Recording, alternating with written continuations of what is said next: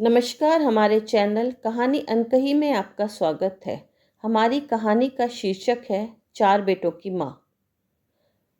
राधा जी की तबीयत आज सुबह से ही बहुत खराब थी। लगातार खांसी हो रही थी। रात भर से खांसी के कारण वह चैन की नींद भी नहीं सो पाई थी। रात से ही चौकीदार की बीवी कविता उनको गर्म पानी और गर्म चाय दे रही थी, पर उनको कोई फायदा ही नहीं हो रहा था। जब दिन में राधा जी की सांस उखड़ने लगी, तब चौकीदार राम नारायण भागा भागा मालिक महेश के पास पहुंचा और बोला, मालिक, अम्मा जी की तबीयत बहुत खराब है, एक बार जाकर उनको संभाल लीजिए। महेश ने चिल्लाते हुए बोला, मैं क्या करूं? रात भर से उन्होंने मुझे सोने नहीं दिया। सारे भाइयों को फोन कर दिया है, कोई जिम्मेदारी लेने को तैयार नहीं है। मरती हैं तो मरने दो। ऐसा कहकर वो चुप हो गया। अब चौकीदार राम नारायण क्या करता? वह भी अपना सा मुंह लेकर बाहर आ गया और अपने कमरे के पास बने अंधेरे से कमरे में जाकर राधा जी को दवाई देने लगा। राधा जी के पति किशन जी शहर के बहुत बड़े सेठ थे। बहुत सारे बड़े लोगों का उनके घर आना जाना था। उनका विवाह राधा जी के साथ हुआ था। दोनों पति पत्नी बहुत खुश रहते थे। समय के साथ राधा जी के 4 बेटे हुए। राधा जी अपने इन बेटों को देखकर बहुत खुश रहती थी। उन दोनों ने चारों बच्चों को उच्च शिक्षा दी। सभी बच्चे पढ़ने में अच्छे थे। जैसे जैसे समय निकलता गया, राधा और किशन जी ने उन सभी का विवाह बड़े घरानों में कर दिया। सभी बेटे विवाह के बाद अपनी अपनी पत्नी के साथ अपनी गृहस्थी में बहुत खुश थे। जब भी वह छुट्टियों में राधा किशन जी के आते, तो दोनों का बहुत ख्याल रखते थे। किशन जी भी अब वृद्ध हो चले थे। एक बार उन्होंने अपने किशन जी भी अब वृद्ध हो चले थे। एक बार उन्होंने अपने सारे बेटों को घर पर बुलाया और बोला, बच्चों, मैंने जिंदगी में बहुत दौलत कमाई है, परंतु अब मैं बूढ़ा हो गया हूँ। मैं चाहता हूँ कि मैं अपनी सारी संपत्ति तुम चारों के नाम कर दूं। ऐसा कहकर वह चुप हो गए। चारों बेटे और बहू उनको घेर कर खड़े हो गए। फिर वह बोले, बेटा, तुम लोगों को कोई ऐतराज तो नहीं है? थोड़ी देर तक सारे बेटों ने आपस में विचार विमर्श किया और फिर बोला, पिताजी, जैसा आप ठीक समझे। किशन जी बोले, मैं अपनी सारी संपत्ति 4 हिस्सों में तुम लोगों को दे रहा हूँ, परंतु मेरा यह 5वां बंगला, जिसमें मैं और तुम्हारी माँ रहते हैं, वह मैं किसी को नहीं दे रहा। यह बंगला उसी बेटे को मिलेगा जो बुढ़ापे में मेरा और मेरी बीवी का ख्याल रखेगा। हमारी मृत्यु के बाद यह घर उसे ही मिलेगा। सारे बेटे इस पर राजी हो गए। संपत्ति का बंटवारा हो गया, पर अब समस्या यह थी कि उन दोनों को कौन रखेगा। जिस शहर में सेठ किशन जी का घर था, उस शहर में बड़ा बेटा महेश ही रहता था। मन न होते हुए भी महेश और उसकी पत्नी को किशन और राधा जी की जिम्मेदारी लेनी पड़ी। वह वहां आकर कभी कभार अपने माँ पिताजी से मिल जाया करता था। कुछ सालों तक, जब तक किशन और राधा जी के हाथ पांव चल रहे थे, तब तक बहुत खुश ठीक था। 82 वर्ष की आयु में एक दिन अचानक किशन जी का स्वर्गवास हो गया। सारे भाई भाभी उनकी मृत्यु पर इकट्ठे हुए। इधर राधा जी की भी तबीयत ठीक नहीं रहती थी। उनको टीबी की बीमारी हो गई थी।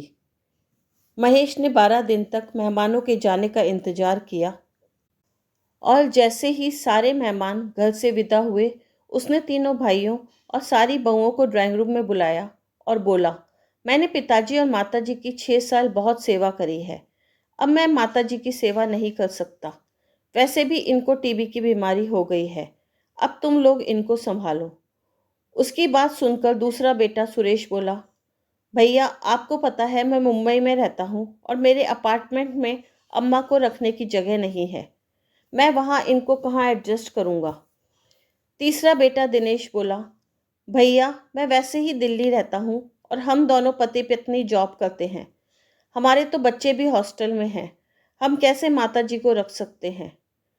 सबसे छोटा भाई लोकेश बोला, मैं तो वैसे भी इंडिया में कम रहता हूँ। मैं माता जी को नहीं संभाल सकता और महेश भैया ने तो कभी माताजी को संभाला भी नहीं। आप और भाभी तो कभी कभार चक्कर लगाने यह आते थे। वो तो पिताजी खुद ही इतने सक्षम थे कि अम्मा को अकेले ही संभालते थे।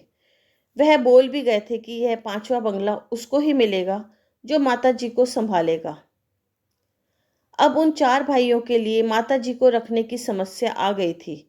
उनको समझ नहीं आ रहा था कि इनका क्या करें। एक राधा जी ने अकेले ही इन 4 बेटों को पाला था, परंतु ये 4 बेटे मिलकर भी उनको नहीं संभाल पा रहे थे। काफी विचार विमर्श के बाद यह डिसाइड हुआ कि माताजी को चौकीदार के कमरे के पास बने कमरे में रख दिया जाए, बाकी घर में ताला लगा दिया जाए और बड़ा भाई महेश आते जाते उनको संभाल लेगा। कभी कभी अन्य भाई भी आकर उनको संभाल लेंगे तथा राधा जी की मृत्यु के बाद इस बंगले को बेचकर चारों भाई अपना अपना हिस्सा ले लेंगे। इस बात पर सब सहमत हो गए। अब राधा जी को पीछे बने अंधेरे से कमरे में रख दिया गया। एक तो किशन जी की मृत्यु, दूसरी और बीमारी, सबने मिलकर राधा जी को अधमरा सा कर दिया था। ऊपर से पीछे के कमरे में सांस लेने में अलग दिक्कत थी।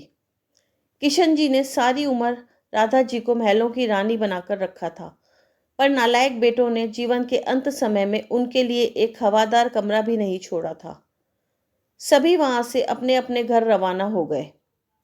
ऐसे ही करीब 20 दिन के बाद महेश और उसकी बीवी घर पर कुछ सामान लेने आए। तब रात को वह वहां रुके। उस दिन राधा जी की तबीयत बहुत खराब थी। रात भर से वह सो भी नहीं पाई थी। चौकीदार राम नारायण और उसकी बीवी कविता बार बार गर्म पानी दे रहे थे, पर उससे कुछ फायदा नहीं हो रहा था। महेश और उसकी बीवी सब कुछ जानते बूझते भी 2 दिन की छुट्टियां मनाने शहर से बाहर चले गए। चौकीदार को महेश ने जाने से पहले बुलाया और बोला, जो दवाइयां चल रही हैं चलने देना, और कोई भी आए तो गेट मत खोलना, वरना मुझसे बुरा कोई नहीं होगा। ऐसा कहकर वह दोनों वहां से चले गए। उनको गए 3 दिन हो गए थे। राधा जी की तबीयत बहुत खराब थी। चौकीदार और उसकी बीवी को कुछ समझ नहीं आ रहा था। जब राधा जी की तबीयत बहुत बिगड़ गई तो वह भागा भागा 4 बंगले आगे रहने वाले डॉक्टर साहब के गया। उनको सारी बात बताई। डॉक्टर साहब किशन जी और राधा जी की फैमिली को अच्छे से जानते थे। वह जल्दी से चेकअप करने आए। राधा जी को देखते ही वह समझ गए कि उनकी हालत काफ़ी सीरियस है। उन्होंने फटाफट से एम्बुलेंस बुलाई और राधा जी को अस्पताल में एडमिट करवाया।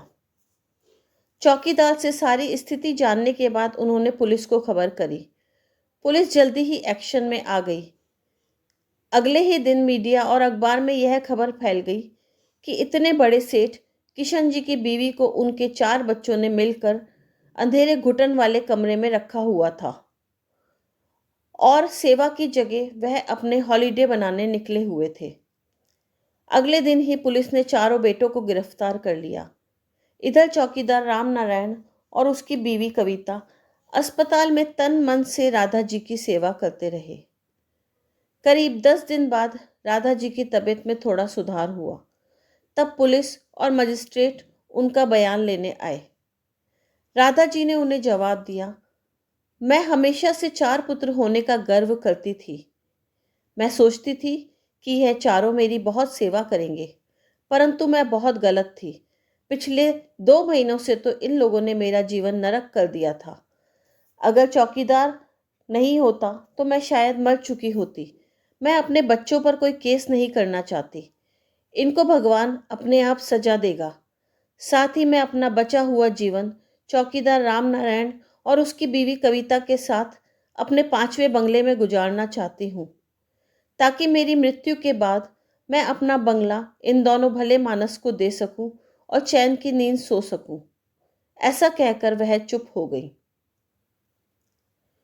अगर आपको हमारे द्वारा सुनाई गई कहानी पसंद आई हो तो हमारे चैनल को लाइक, शेयर, सब्सक्राइब करें और अगली कहानी सुनने के लिए बेल आइकन अवश्य प्रेस करें।